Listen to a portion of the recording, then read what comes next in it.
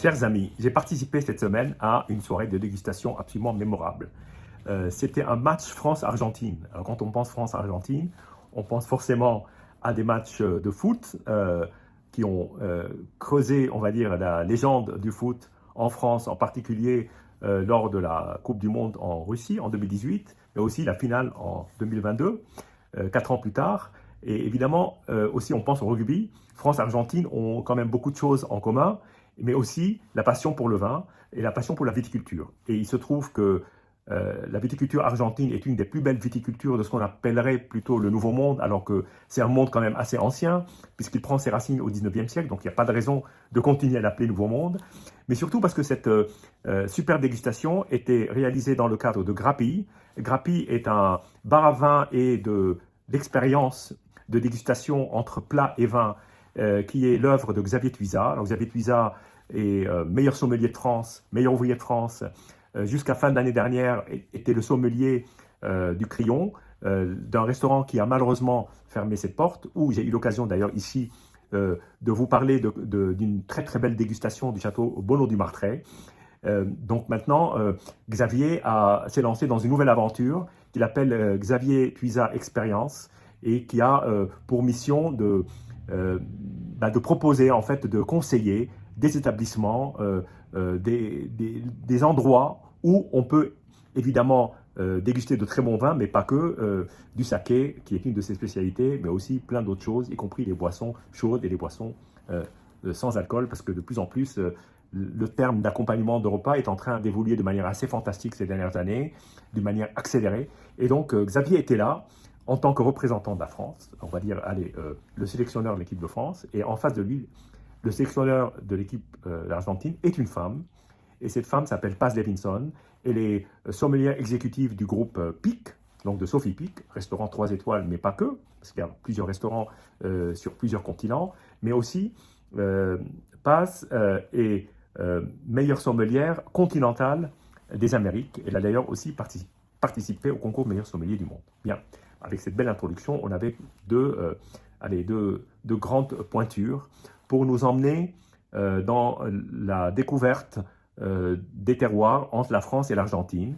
Le thème étant les cépages. Donc il y avait 5 cépages, et ces 5 cépages menaient en fait à une, on ne va pas dire confrontation, parce que ce n'est pas un vrai match où il y a un gagnant, quoique, on peut toujours faire des votes et voir qui est-ce qui gagne, mais dans une idée de voir comment un même cépage peut être exprimé de manière très différente en fonction du lieu où il se trouve. Et là, entre 2 continents, 2 pays, une hémisphère nord et une hémisphère sud, donc avec 6 mois d'écart sur les vendanges. Donc c'est aussi un point à ne pas oublier, parce qu'une même année ne veut peut-être pas dire grand-chose, c'est quand même 6 mois d'écart, donc le vin sur un même millésime a 6 mois de plus sur l'hémisphère sud que sur l'hémisphère nord, puisque là on va bientôt rentrer dans la période des vendanges. Bien, donc 5 cépages, et puis des surprises. Et un accompagnement avec des plats qui, on va dire, donnaient la réplique. Et c'était intéressant de parcourir ce voyage à travers le monde, avec 2 grands sommeliers reconnus par tous les grands passionnés de vin. Ça, il n'y a aucune inquiétude là-dessus. Donc moi, j'étais comme un participant. Nous étions, je dirais, peut-être une vingtaine de participants à différents niveaux de connaissances, mais plutôt des amateurs et des passionnés de vin. Et donc, je me suis retrouvé avec un groupe de 4 personnes, et nous avons pu échanger sur les différents vins que nous avons goûtés. Alors, les cépages, j'ai dit 5 tout à l'heure, il y en avait 4 en fait, et il y avait une surprise à la fin, parce que c'était 2 vins choisis par passion et par choix personnel par chacun des 2 sommeliers, évidemment un Français, un Argentin, et c'était d'autres cépages qui n'étaient pas sur la liste de départ. Alors, nous avons donc fait ce parcours initiatique sur 4 cépages.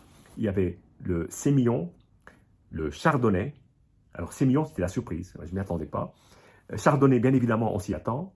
Le 4e cépage, c'était le Malbec, évidemment, on s'y attend. Et il y en a un auquel, je pense, on ne s'attendait pas forcément. On aurait peut-être pu penser Cabernet Franc, Non, c'était le Trousseau. Trousseau, un des 3 cépages rouges du Jura et un des 2 cépages typiques du Jura en rouge avec le Poulsard ou le Poussard comme vous le souhaitez. Bien, alors nous avons commencé avec des sémillons. Alors des sémillons, on pense tout de suite en Bordeaux. Bordeaux, on pense liquoreux, on pense Château Yquem et Barsac et Clemens et tout autre vin liquoreux où la portion de sémillon peut être parfois jusqu'à 100%. Là, nous étions sur des vins blancs secs. Tout était dégusté à l'aveugle, donc y compris auprès des sommeliers qui, eux, ne savaient pas lequel était lequel. Et donc, on apprend beaucoup sur l'humilité d'un meilleur sommelier continental ou national, parce que finalement, le vin qu'on a peut-être choisi, on va peut-être pas forcément le deviner. Donc, à la fin de chaque, on va dire, couple de vins qu'on goûtait, avec le bon plat qui allait, nous devions voter lequel on préférait, je dirais même lequel on préférait avec le plat qu'on mangeait. Donc, par exemple, nous avons eu une superbe dorade accrue avec le sémillon et il fallait à la fois déguster le vin seul et après avec le plat. Et donc, comme toujours avec Xavier Tuisa, c'est l'expérience dans le palais. C'est-à-dire, à la limite, mélanger les deux pour voir lequel a plus d'expression. Alors, je vous dirai plus tard qui est-ce qui a gagné, quel est le pays qui a gagné cette Coupe du Monde de janvier 2026. La vraie Coupe du Monde aura lieu, comme vous le savez, en juillet au niveau du foot. Et on est en droit de se demander si peut-être que la finale opposera la France à l'Argentine pour le plus grand bonheur des amateurs de foot. On verra d'ici là. En tout cas, revenons au vin. Et donc, les 2 premiers vins, il y avait un sémillon donc, qui était pur sémillon de la Valle de Uco, d'un domaine qui s'appelle Escala Humana. La cuvée s'appelle Credo El Peral. Et en face, il y avait un ovni, un vin blanc sec de sémillon, mais pas seulement que sémillon, mais très forte majorité sémillon avec un peu de sauvignon blanc et un peu de sauvignon gris, d'un domaine en Saint-Émilion qui s'appelle la Croix de la Brie, que certains d'entre vous surtout connaissent en vin rouge. Et la cuvée s'appelle Stella Solare. Donc là, les 2 cuvées étaient séparées d'1 an et demi, parce que le blanc de Bordeaux était 2022, donc vendange septembre 2022, et en revanche, l'Argentin était une vendange de février-mars 2021. Donc on a bien 18 mois d'écart. Alors, le premier, alors moi, de vous dire, sur les 4 à l'aveugle, j'ai à chaque fois préféré l'Argentin. Je ne sais pas pourquoi, c'est un pur hasard, il ne faut pas aller chercher l'explication. Les batailles étaient rudes parce que la qualité des vins était très élevée dans chacun des cas. Donc, ce n'était pas un vainqueur par KO, loin de là, plusieurs rounds.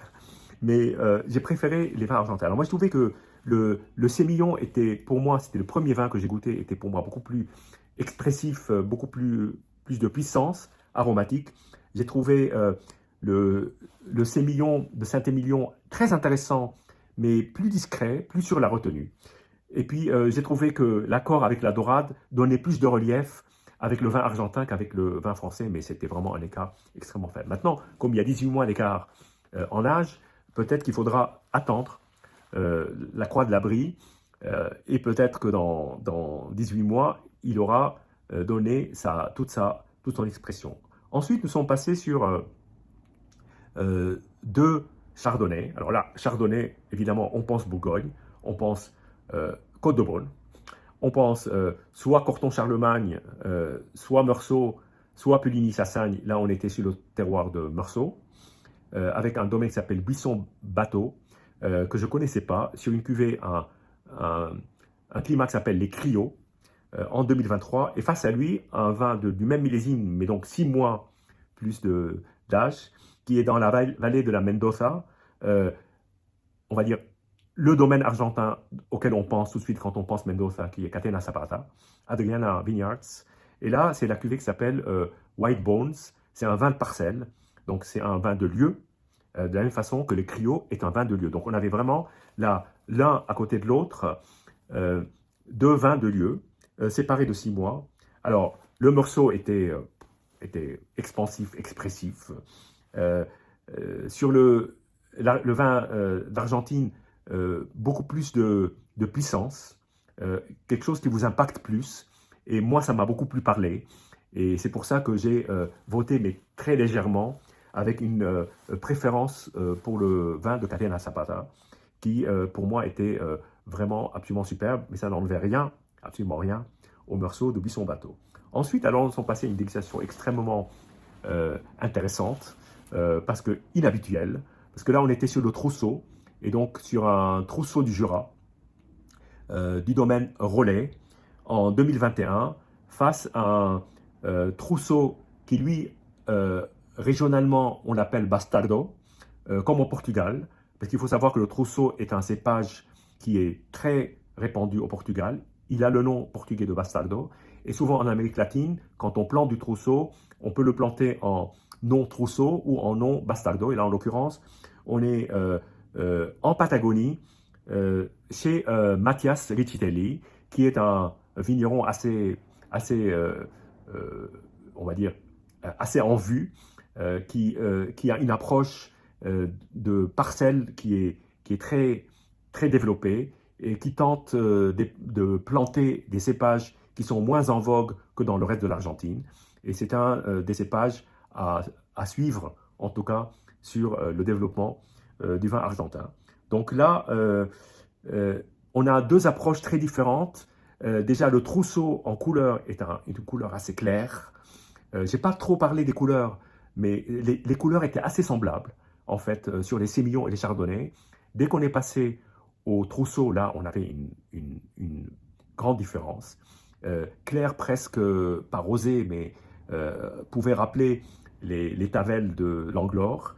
Et sur le Bastardo, on était sur une couleur beaucoup plus soutenue, plus tannique, plus de fruits, et je dirais presque plus classique que le trousseau en arbois du domaine Rollet, qui était plus âgé, qui avait 1 an et demi d'écart, on va dire. Mais les deux faisaient ressortir cette rusticité qu'on trouve au cépage trousseau, que moi j'aime bien, parce que ça rappelle la terre sèche. Et puis il y a toujours ce côté, cette tannicité qu'on trouve, qui poudre la bouche, qui est pour moi très agréable. Bien, j'en bois pas souvent, et encore moins un Bastardo d'Argentine, c'était mon premier. Ensuite, nous sommes passés alors au cépage roi, qui est le Malbec. Et là, effectivement, on était bien entendu, sur Cahors, en France. Alors, il faut savoir que Cahors a joui pendant longtemps d'une réputation pas excellente, parce qu'il y avait cette fameuse carte noire qu'on trouvait dans tous les restaurants, qui donnait des vins extrêmement astringents. Je ne vais pas dire tannique, parce que tannique est un compliment. Là, c'était amer et une amertume qui n'est pas agréable et une astringence, mais ça donne toujours des vins noirs. Mais depuis, il y a eu une grande évolution, et il y a quelques domaines, dont le domaine Cos Maisonneuve, qui lui a donné un grand coup de pied dans la fourmilière, qui a établi des méthodes d'extraction qui sont beaucoup plus douces, et une viticulture beaucoup plus propre, avec du bio, et ça donne des vins qui sont pour moi une quintessence en fait de ce cépage qui est le Malbec en France. Et là, nous étions sur la cuvée qui s'appelle Le Cid en 2021, que j'ai trouvé très aromatique, très beau, très fruité, une assez belle matière, une matière assez concentrée. En tout cas, on est tout de suite dans le beau Malbec. Et face à ça, nous étions sur un domaine Altamira, qui est un des grands domaines de la vallée de Mendoza. Là, sur Altos Los Hormigas, Jardín de Hormigas, qui est un vin de lieu. La cuvée s'appelle Meteora en 2021. Là, disons-le, c'est plus puissant que le Cos Maisonneuve, qui lui était plus, je dirais, plus dans la finesse aromatique. Là, on retrouve les marqueurs d'un Malbec d'Argentine, c'est-à-dire un vin qui appelle la viande. Alors, nous avons eu la chance de le goûter sur un Wagyu A5 de Hokkaido, donc du Japon, parce qu'on peut trouver des Wagyu A5 en France. Mais là, c'était un Wagyu A5 de Hokkaido qui était absolument sublime. Je crois que la viande était fondante, et je dirais que l'accord était parfait avec le Malbec d'Argentine. L'accord était beau, avec le Cahors, mais encore plus phénoménal. Et c'est pour ça que à l'aveugle, la couleur était plus soutenue, plus extraite sur le vin argentin, quoique le Cahors avait une belle couleur. Mais in fine, pour moi, sur ces 4 vins, ce fut les vins argentins qui ont à l'aveugle, qui ont remporté pour moi la palme. Ce coup-ci, on refera une deuxième fois, peut-être que le résultat sera différent. Alors, sur l'Assemblée, en regardant les votes, je crois qu'il y a un vin qui était à égalité, et puis pour le reste, c'était des vins français qui étaient en tête, parfois à un vote et parfois à 2 ou 3 votes. Mais globalement, c'était quand même, le match était très équitable. Je dirais qu'en langage de football, on serait peut-être allé au penalty, prolongation et penalty. Mais il y a eu une prolongation, et là c'était extrêmement intéressant parce que ce n'était pas du tout prévu.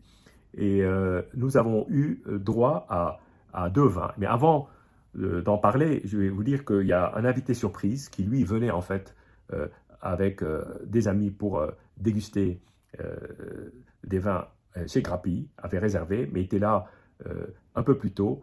Et nous avons eu donc la chance de faire la connaissance de Enrico Bernardo, meilleur sommelier du monde en 2004. Donc ça, c'est vraiment la récompense suprême à laquelle aspirent tous les grands sommeliers au monde, qui ont été des sommeliers nationaux, voire continentaux. Beaucoup ont concouru. D'ailleurs, on a eu Paz Levinson qui a concouru à ce concours de meilleur sommelier du monde. Donc, voilà, elle sait ce que c'est. C'est une épreuve extrêmement difficile parce que là, tous les pays sont représentés, tous les continents. En ce moment, on va dire, il y a quand même pas mal de sommeliers nordiques qui sont bien placés, parfois même meilleurs sommeliers. Mais nous avons eu quelques Français, donc Philippe Forbrac, bien entendu, et je pense doit être le premier meilleur sommelier du monde français. Il y a évidemment Olivier Poussier. Donc là, on était avec Enrico Bernardo, qui est italien, mais qui vit une bonne partie de sa vie en France, et qui nous a fait le plaisir de se joindre à nous pour la fin. Et donc là, sur la fin, nous avons eu deux vins de OVNI Toto. OVNI Toto. Là, évidemment, il ne s'agissait pas de préférer l'un ou l'autre, parce que c'était 2 grandes découvertes sur des cépages complètement différents. Donc on avait un vin argentin qui avait une couleur très claire, qui est sur un cépage qui s'appelle Criolla Chica, dans la vallée de Calingasta. La cuvée s'appelle la Totora. Ça a été un coup de foudre énorme pour moi. Une couleur très claire. Ça me rappelait un jardin de la Martinière de Xavier Caillard 2015 que j'avais goûté parce qu'on retrouvait beaucoup de fruits, énormément de fruits. Un vin qui est tout en souplesse, quasiment aucun tanin, évanescent en bouche, floral, fruité. Et face à lui, je dirais l'opposé du spectre. Un vin à base de tanin. Tanin, c'est le cépage du sud-ouest qui a donné ces si beaux madirans du domaine Montus, qui sont devenus des légendes. Mais là, on était sur un cas absolument rarissime, mais un vin qui m'a beaucoup ému. En bouche, déjà, il avait un éclat absolument extraordinaire. On est sur des vignes qui sont de 1840, donc pré-phylloxérique, presque 2 siècles, qui rendent évidemment très peu, c'est les rares vignes qui ont été classées monuments historiques. Je ne parle pas de classement de l'UNESCO des climats de Bourgogne. Là, on est vraiment sur un classement qui classe en fait des monuments. Donc, la parcelle est considérée comme un monument historique, c'est extrêmement rare. Et là, on était sur une grande puissance, une grande intensité, mais en même temps, des arômes qui mélangeaient à la fois le cacao, les épices, évocateurs, poétiques. On était face à 2 vins on avait une certaine envie de se les approprier, tellement ils étaient fabuleux. Et voilà. Et nous sommes arrivés au bout de la dégustation. Ensuite, nous nous sommes retrouvés, nous n'avions pas envie de partir. Ceux qui avaient réservé leur table à l'horaire d'après dégustation se sont venus s'installer. Et puis, certains sont restés. Donc, je suis resté, je me suis fait 3 nouveaux amis avec qui nous avons passé la soirée. Et nous avons eu l'occasion de déguster un vieux Condrieu de 1999, un liquoreux. Et puis, chacun a choisi un vin. Moi, j'ai choisi 2 vins. Alors, un Prieuré Saint-Jean de Brébian, qui était pour moi inclassable, parce que ça faisait plus de 20 ans que je n'avais jamais goûté ce vin. Mais là, le style a complètement changé. Et on est sur un vin qui est un vin d'infusion, alors que c'était un vin d'extraction. Donc ça fait quand même deux profils très différents par rapport à mon souvenir. Et ensuite, je me suis laissé tenter par une Grange des Pères 2018, probablement un des derniers millésimes récoltés par Laurent Vaillet, peut-être fini par Bernard Vaillet, son frère, parce qu'aujourd'hui c'est Bernard Vaillet qui a repris, avec l'adjoint de Laurent de l'époque. Donc ils ont repris à deux. Ils perpétuent les vins du domaine qui restent à un très grand niveau. Le 2018 était trop jeune, fabuleux, une puissance, il en avait tellement sous le pied, c'était une très très belle fin de soirée. Alors, j'ai voulu prolonger cette expérience et donc j'ai ouvert aujourd'hui un vin argentin, un grand vin argentin. Donc on est sur un lieu qu'on n'a pas exploré ce soir-là, mais dont on a parlé. C'est probablement un des plus grands lieux de vin dans la vallée de Mendoza en Argentine, c'est Gualtalari. Gualtalari, on est à 1450 mètres d'altitude, donc j'ai pas eu l'occasion de le dire, mais il y avait des vins qui étaient en altitude à peu près dans ces niveaux-là. Et donc là, on est sur un single vineyard, donc Gualtalari, dans le domaine qui s'appelle le domaine Gran Enemigo. Donc on est sur la cuvée de Adriana Catena. Alors Adriana Catena, alors Enemigo, petit clin d'œil, c'est l'ennemi d'en face, parce qu'en fait Alejandro Vigil est le grand œnologue du domaine Catena Zapata, dont j'ai justement parlé. Et donc Adriana, la quatrième fille de Nicolas Catena Zapata, a ouvert un domaine en embarquant Alejandro Vigil dans son aventure. Ils se sont associés tous les deux pour créer un domaine à côté. Catena Zapata continue, mais un domaine à côté qu'ils ont joliment appelé El Enemigo. J'ai eu l'occasion ici de déguster des chardonnays qui sont exceptionnels. Franchement, il faut goûter ça. Et j'ai eu l'occasion de goûter cette même cuvée, mais il y a déjà, je dirais, 2 ans. Et donc là, je l'ai laissé, ce que j'aime bien, laisser la bouteille vieillir 2-3 ans de plus, pour voir comment le vin a évolué, parce qu'à l'époque, j'avais trouvé très puissant, mais encore sur la jeunesse. Donc voilà, Cabernet Franc et pas Malbec. Là, on est sur du 100% Cabernet Franc. C'est le cépage que nous n'avons pas dégusté autrement que dans un assemblage, dans la cuvée de Malbec, argentine, que nous avons dégusté. Donc là, on est sur du Cabernet Franc. C'est un des vins les plus recherchés en Argentine. Cette cuvée-là, en peu de temps, ce domaine s'est hissé parmi les meilleurs, mais il faut dire qu'il est en de très bonnes mains. C'est, on va dire, un spin-off, comme on dit dans le langage financier des investisseurs, de Catena Zapata. Donc on est encore dans le même esprit, etc. Bien, alors je vais partager ce moment avec vous. Je l'ai ouvert il y a 3 heures, je l'ai laissé s'aérer, je ne l'ai pas carafé, je ne souhaite pas carafer, je préfère rester sur les rouges en bouteille, mais je vais maintenant le déguster, on va voir ce que ça donne. Alors, commençons déjà par la couleur. Alors, on a une couleur très foncée, il n'y a pas de doute. Alors le nez est nez cerise, presque à l'eau de vie. Tout de suite un côté poivré, cassis. Cassis et même, je dirais même un nez que je ne trouve pas souvent dans les vins, de marron glacé. Et là, vraiment, le nez poivre, épice, cassis, très très bon nez. Bien, maintenant, place à la dégustation.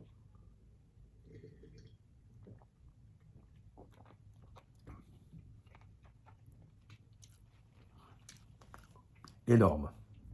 Énorme puissance. Alors déjà, l'attaque est d'une grande fraîcheur. Alors, je ne sais pas combien de degrés ce vin. Je n'ai pas eu le temps de garder ça. Donc, on est à 13,5. Donc, on est bien. On est bien. On est à un bon équilibre d'alcool.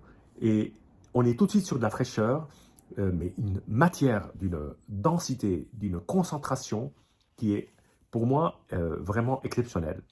Je trouve ce vin très dense, très euh, très, très plein, quoi, très plein, avec une grande plénitude, une matière où il n'y a pratiquement aucun trou, quoi.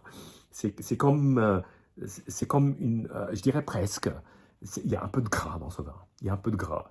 Il irait de manière merveilleuse, là j'en ai pas malheureusement sous la main, j'aurais rêvé l'associer avec ce Wagyu A5 que j'ai eu l'occasion de goûter chez Grappi, qui est un grand moment. Donc,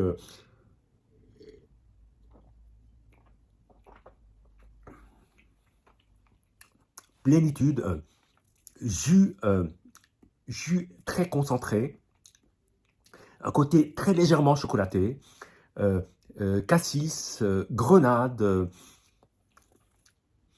légèrement poivré, je dirais, légèrement salin aussi, euh, mais surtout une belle puissance, une belle cylindrée, mais aucune exubérance. On est dans la finesse, on reste dans la finesse, on reste dans la recherche d'une matière à la fois ferme, mais à la fois délicate, structurée, vraiment structurée. C'est-à-dire que c'est une matière qui tient la route. Je pense que c'est un vin, là je peux le laisser ouvert pendant 2-3 jours, il va tenir la route. On est sur une grande œuvre de viticulture qui est assez fabuleuse. Je dois dire que c'est un des très très grands vins que j'ai pu boire récemment et qui fait un très bel écho à cette dégustation d'un match France-Argentine orchestré par Xavier Tuisa et Paz Davidson. Je suis heureux de redécouvrir les vins argentins, ça me donne envie d'en déguster plus souvent. Et je dois dire que ce vin-là, face à des très très grandes pointures bordelaises, je pense qu'il serait intéressant de faire une confrontation France-Argentine, quitte à mettre deux vins en face de Malbec et voir ce que ça peut donner. Et je dirais même oser mettre un cheval blanc face à ce vin. En tout cas, on est sur du très grand niveau. J'étais heureux de vous rendre compte de cette dégustation que j'ai trouvée absolument fabuleuse. Je vous remercie pour votre fidélité, vos commentaires. N'hésitez pas à m'interpeller. J'adore répondre. J'essaie de répondre à tout le monde. En tout cas, je suis heureux de vous compter parmi soit les visiteurs passagers. N'hésitez pas à vous abonner, mais aussi les abonnés qui nous sont fidèles aujourd'hui. Je suis très heureux de partager ces moments avec vous. Là, j'ai des amis qui vont venir dîner à la maison. Nous allons accompagner avec un repas, je dirais, de vin. J'aurais bien aimé avoir une belle viande, mais j'en ai pas sous la main. C'est un peu improvisé. Mais bon, on va essayer avec ce que j'ai en place. Je suis en train de préparer une omelette espagnole, tortilla de patatas. Je dirais pas que c'est l'idéal, mais en tout cas, c'est toujours un match intéressant de mettre en face de la nourriture et du bon vin. L'important, c'est que la nourriture soit bonne et que le vin soit bon. Après, ils vont trouver leur chemin ensemble. Voilà, je vous dis santé et à bientôt.